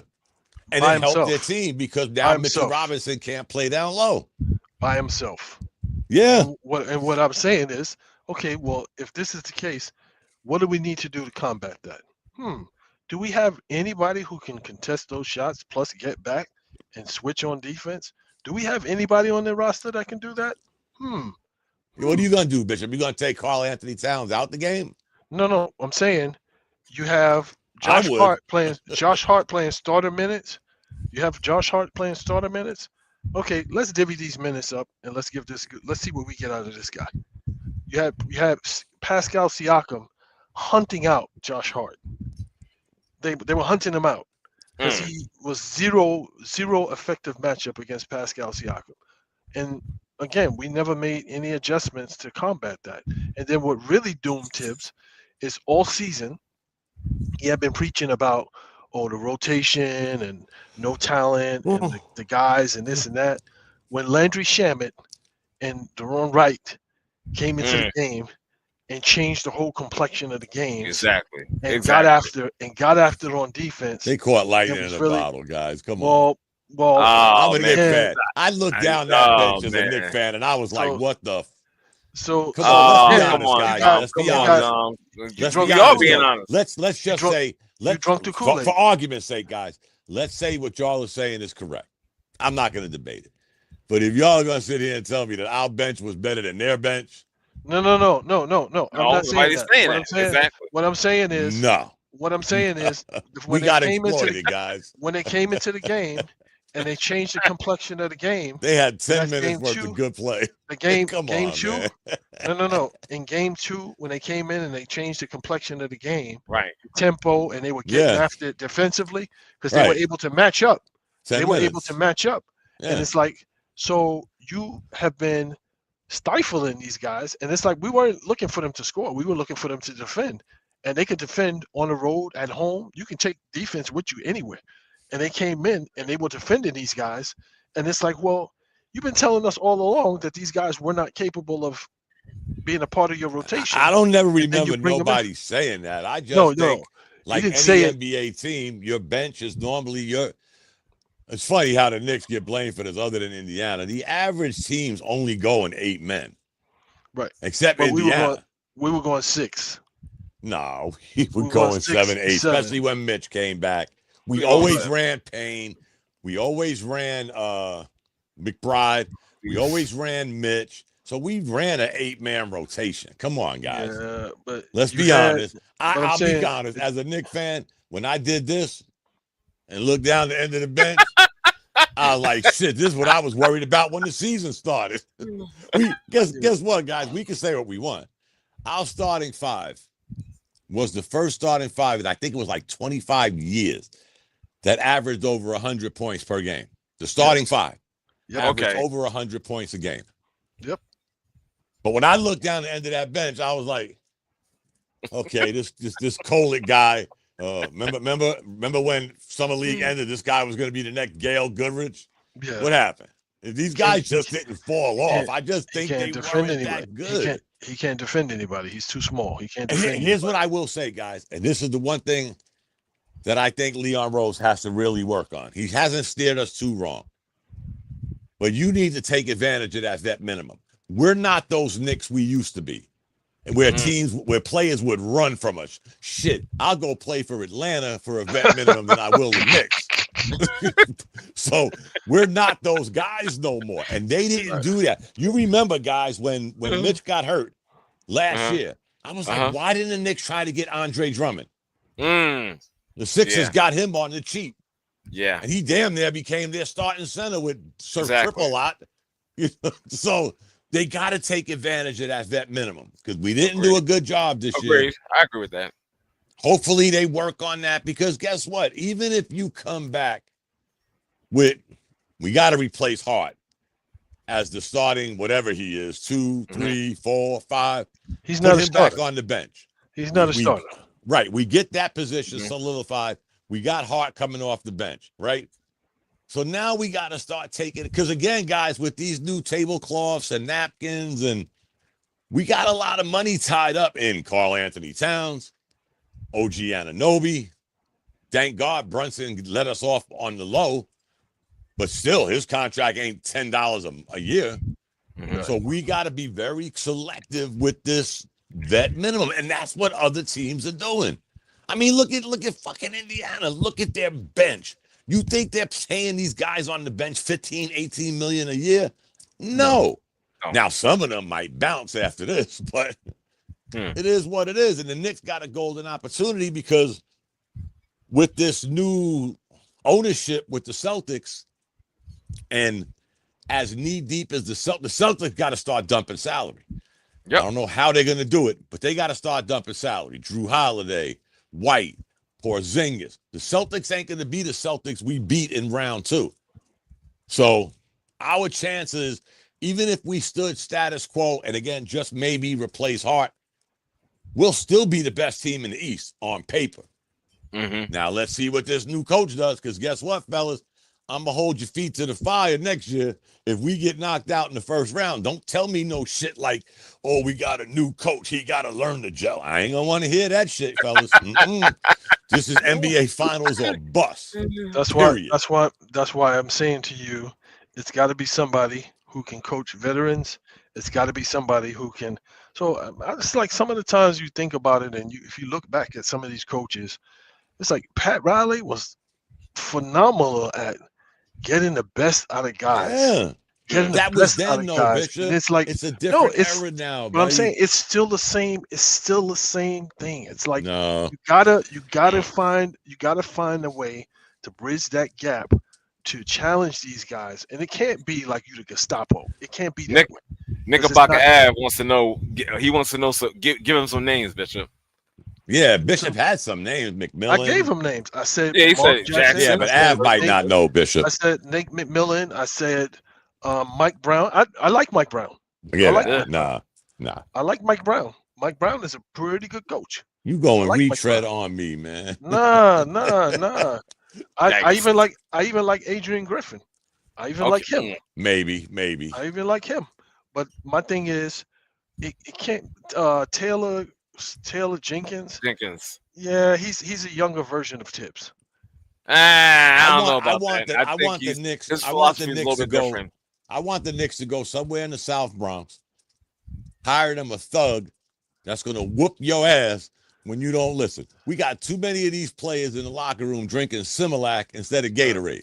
We got to get off of this baby and shit. This hands-off approach with. Well, I'll tell you this much.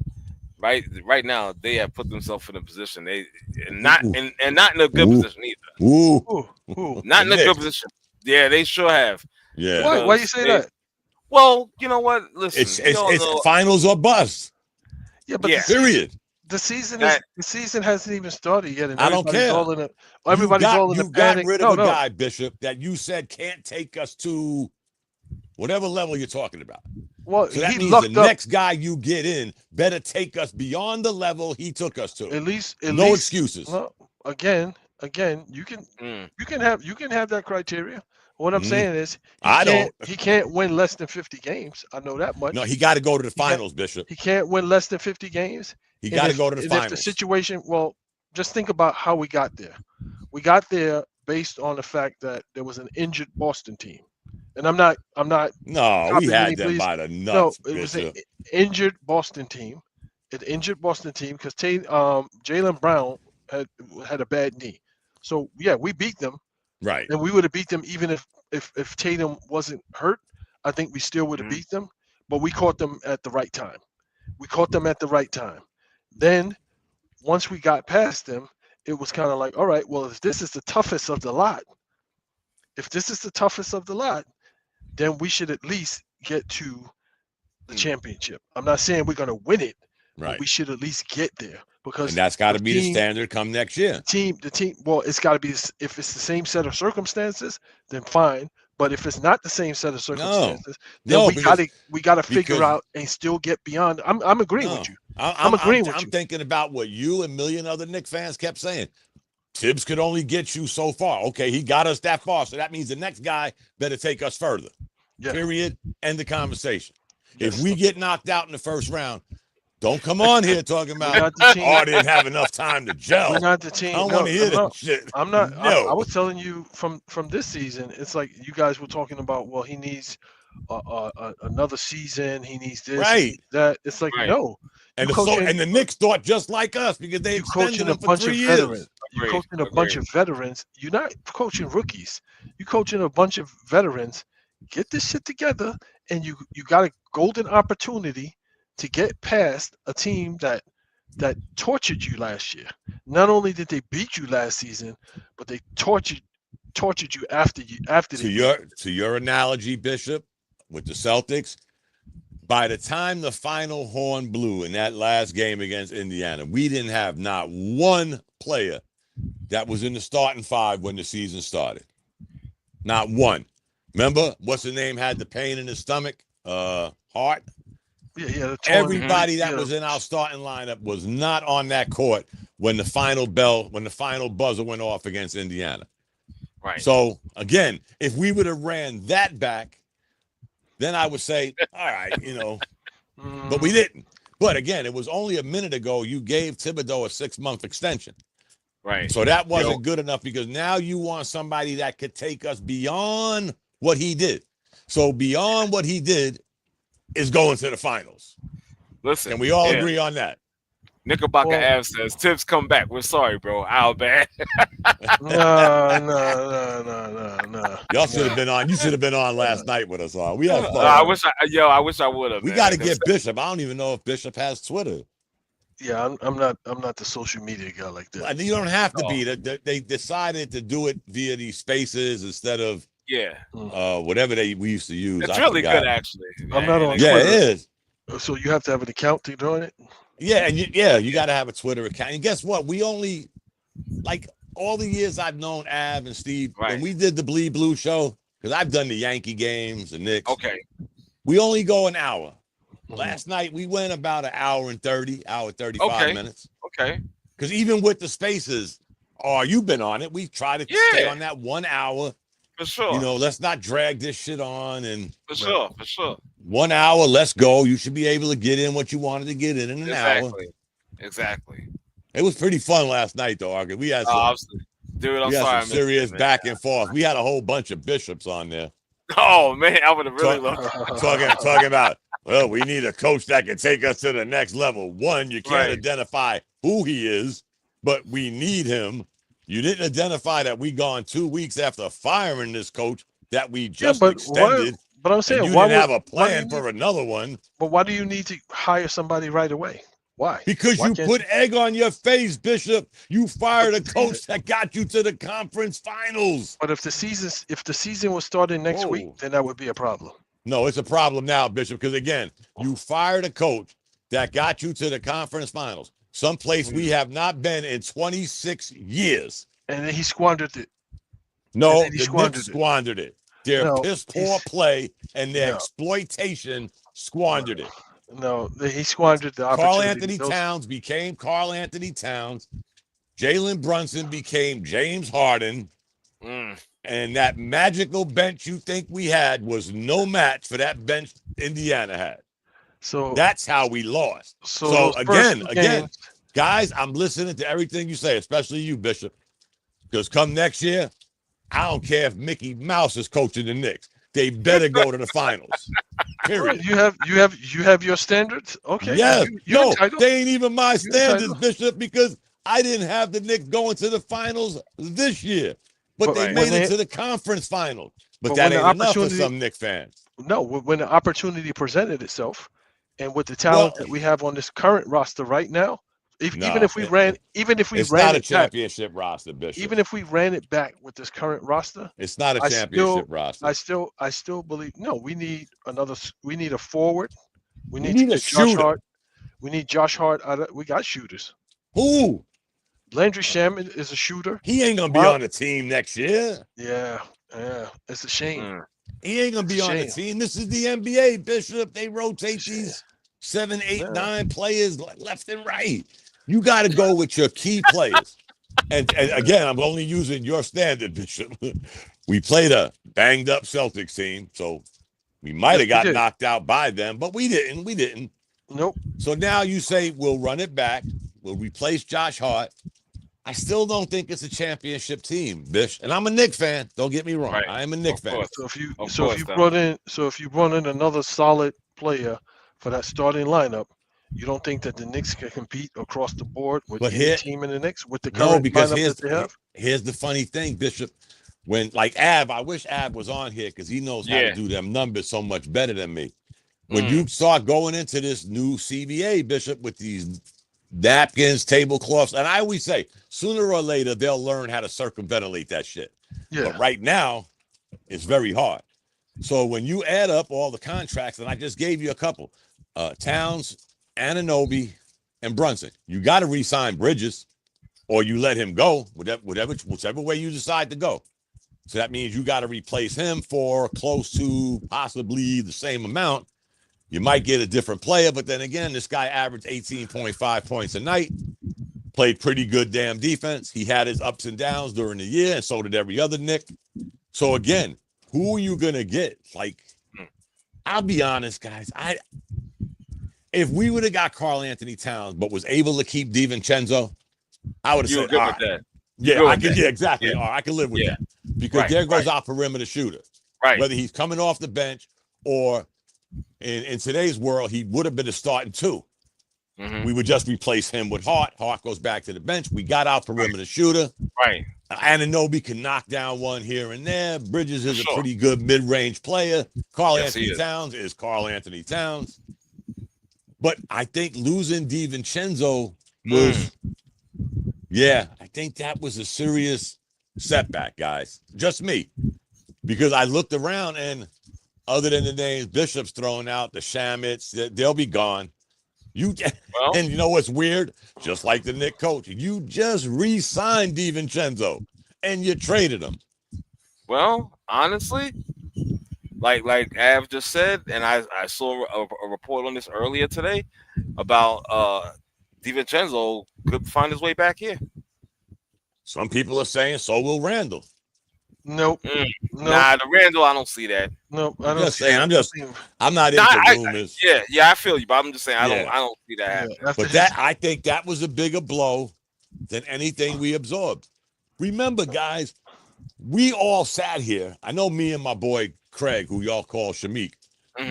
We went at it all summer. How the hell are we gonna give this guy Anunoby? We're going to give this guy some kind of MAC contract. Dude can't stay on the court for 5 minutes, blah, blah, blah. Right. How much we going to invest in this guy? You got to give the guy credit, fellas. He played most of the year. Yeah. He became the invisible man every now and then. But he did play most of the year. But again, now that contract is with us moving forward for 4 or 5 years. And then you got Towns' contract that just continues to balloon every year. And remember, Brunson took a shorter on the low contract, so his shit's going to be coming up soon. And again, you got to figure out Bridges. And again, here goes the skeptics. You invested 5 junior high school players for Bridges, and now you ain't going to re-sign them, which I don't give 2 shits, guys. Y'all know how I feel about draft picks. Your draft picks are only good when you suck. So we got a guy that could fit us right now, not some junior high school kid in the South Bronx that might be in the NBA 7 years from now. I'm into right now, here and now. But some skeptics will say, damn, Bishop, you traded 5 first-round picks and you only kept this dude a year. Knicks be nicking. So they're going to probably re-sign him. Now, what's he going to settle for? Does he think he can get more on the market? I don't know, guys, but that'll be another slot, guys, that Bishop's already talking, me and Bishop actually, we got to replace Hart with a perimeter shooter. Now, how do you replace Hart and Bridges? That's going to be... I don't think you're going to have to replace Bridges. I think the season, they didn't utilize the talent that they had on the roster the right way. They didn't have... can't say that. We won 51 games, got to the conference finals. We should have won 61 games. No, we shouldn't have. Not with that roster, Bishop. No. Well, we had Carl Anthony Towns on our team. I don't know, Dom. Like Carl Anthony Towns cost us more than 10 games. If you're saying we should have won 61 games, Carl Anthony Towns cost us at least 10 games. He didn't lose. No, he didn't say 60. Listen, I'm good with 56 or 57. Thank you, R. Just remember something. Remember something, Bishop. Remember what we talked about earlier in the year. You can't have your two best offensive players on the court down the stretch because you got to rotate them out for defensive players. So now, if you don't go back and forth or a foul is committed, that means your two best offensive players are on the bench for how many possessions? Right. Okay. That's got to hurt you down in the long run because you can't do B. We can't use you for A. And that came back to haunt the Knicks in a lot of those games we should have won. Not to mention the games this Jamoke had 5 fouls in the fucking third quarter. And now he's sitting because he got fouls, not because he can't play defense. He's just not I know I joke, guys, but he is just not my model for basketball IQ. He averaged 3 stupid fouls a game. Thank you. And some of them were in the second quarter. Right. He averaged 3 stupid fouls a game. And it's like, dude, like you can't. What are you doing? So if you getting 2 legitimate fouls and you averaging 3 stupid fouls. Right. Bishop, that's 5 if he was getting 2 fouls, blocking somebody's shot or attempting to block somebody's shot going to the basket, I could live with that. He's being physical. He's being aggressive. Right. But you're getting fouls bumping into the hot dog vendor. Really? Come on, man. That's up here. That's that shit between your 2 ears, man. That's your fucking brain. That's your brain on drugs. I mean, I don't know what it is, but you're right, Bishop. It's just how many games did we see him have 3 fouls in the second quarter? Yeah. And dumbass fouls. Like R would say, reaching in, hooking a 6'4" player. Really? Come on, man. Come on. Hey, hopefully, guys, I'm a Knicks fan. Hopefully he learns from this. He hasn't in all these years. He hasn't with 4 coaches. Hopefully this is the turning point. We'll see. Yeah. Like I said, we'll see. You working tomorrow, R? Yeah, I'm going to get ready to get ready off. To go to bed. You already know, brother. I'm watching this game. Who's winning? Indiana's up by 20 at this point. Yeah. It's so there'll be a game 7. Currently, right now, they're out physical in OKC. Referees, referees are allowing them 42 points in the first half. The referees are allowing them to be extremely physical. Yes, they are. Good. That's basketball. They're allowing look them at to this. be Look at that. Look at that bench. McConnell 8, Toppin 8, Bradley 3.